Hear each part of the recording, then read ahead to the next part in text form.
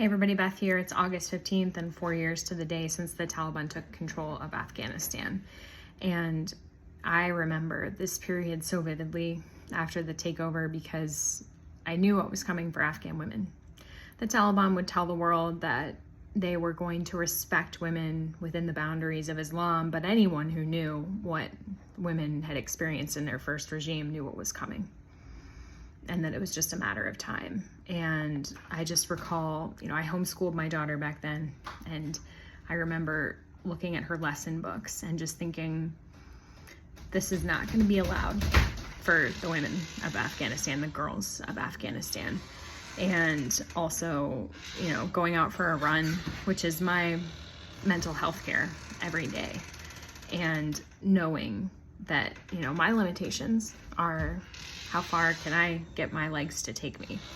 And I knew that Afghan women weren't going to have that ability anymore of feeling the freedom of pushing themselves down the road to nowhere in particular, but also just to clear their heads and be free in their own country, in their own space. And they are not free to do that.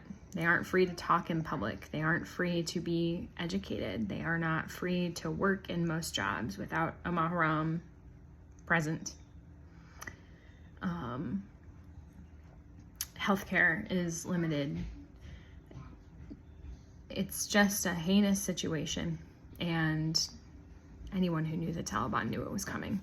And so that's why Afghan women think of this as a black day. And it's not just for Afghan women.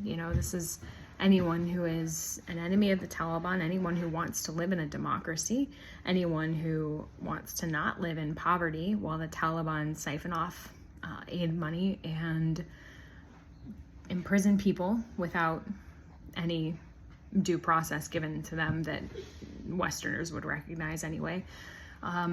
There's just so much pain that has come out of the last 4 years, and the international community is doing so very little about it. So my thoughts today are with every Afghan in the diaspora who cares deeply about their countrymen who are stuck and who finds this day really hard.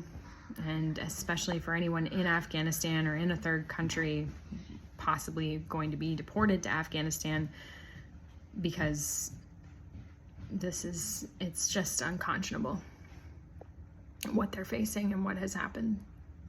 So yeah, I just wanted to share that today. And if you're also having a hard time, I know that there are many of us doing that today.